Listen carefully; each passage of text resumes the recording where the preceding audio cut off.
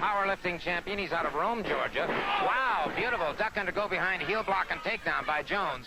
Now, Verderoso, as I said, a powerlifting champion out of Rome, Georgia. He's a football player, also amateur wrestler. He's turned into the pro ranks. He's got all of the power, the height, and we'll find out how many skills involved here very, very shortly. He's facing, in the red trunks, Paul Jones, a man who holds a great international reputation. So it should be a tremendous match. Well, you know, Mr.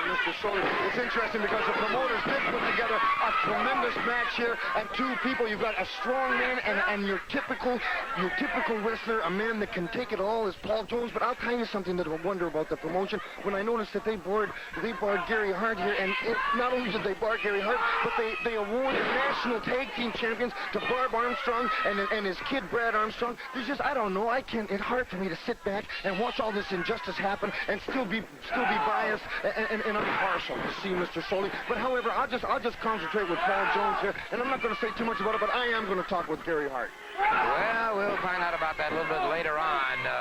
Rod, right now it is Paul Jones. An inside bottom wrist lock into a takedown. Beautiful move by Jones. Jones has the consummate skill that it takes to become a champion. There's no question about that. He has that great combination of a very, very rugged, powerful body. He also has the capabilities of using his dukes if he has to, if it turns into a Pier 6 brawl. If anything, the only problem I can see with Jones is sometimes that temper will get the best of him, and that can get him in trouble. Absolutely true, Mr. Sully. And what we have here is another classic example of you've got your power lifter, you've got strength and brawn against your wrestler. And you notice how Paul Jones, just from the leverage he uses, you don't necessarily have to be a tremendously strong man if you know wrestling. That is what we're doing in wrestling. And Paul Jones is one of the best wrestlers around, I must admit. And I have enough guts to admit that. But, of course, when Mr. Jones, he comes up and is belligerent. He's not in my particular category, but he is a tremendous wrestler. All right, Verderoso, as I said, of course, outstanding football player and amateur wrestler as well. And, all right, Bulls Jones back into those ring ropes. And Jones caught on the break. And Verderoso now with a forearm. And now Jones firing back with a series of hard right hands that puts Verderoso back to the canvas. Verderoso back on his feet now, and he's moving away on that bicycle, moving away from Jones.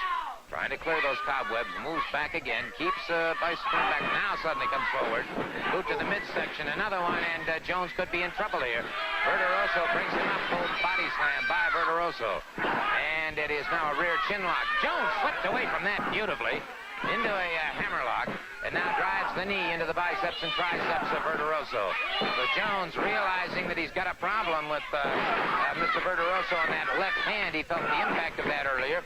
Now attacking that point of attack and balance, and has Verderoso in trouble. Very good, Mr. Sully. You see, Jones is smart enough. He knows. We were talking about this example just a little earlier with Leroy Brown. What the guy should have done, if the guy's a little stronger than you, wear him down first. Get him tired first before you start working on him. That's just what Jones did. You see, he's applying my philosophy, which is correct, and he's smart enough to do it. Another thing, Jones took some tremendous blows to the midsection there and still did not phase him. It shows you the terrific condition. Nice counter. Couldn't do it, though. Tried to sit down, preventing you from lifting him up, but still Jones' power. He's a powerful man himself, still had the capabilities of lifting him up right to the hold, and he's punishing him and wearing him down. He is indeed. That forearm now across the side of the neck. Now rear chin lock brings Verderoso back to the canvas once again, and so Jones now trying to dominate the situation. His experience, his capabilities beginning to show through as Verderoso uses the ring ropes to force the break. And Jones, good clean break. Verderoso back on his feet, circles his man, back on his bicycle.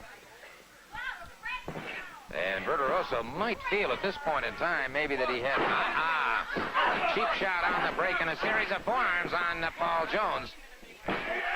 Very good. You see that? Now, Verderoso tried to do that earlier in Stomper. He tried to sit down where Jones was able to accomplish it because of his position in the turnbuckle, because he could get the turnbuckle on his back. That's a smart wrestler, knowing where you are in the ring. You amateurs will realize that. The coach challenge, look where you are. Jones knows where he is. And it is Jones catching him once again. Jones now moves in, and he may be going for the Indian deathlock. Yes, he's over on that one side, and that's it. Verderoso is going to have to concede, no question about it. He can get to the rope. No.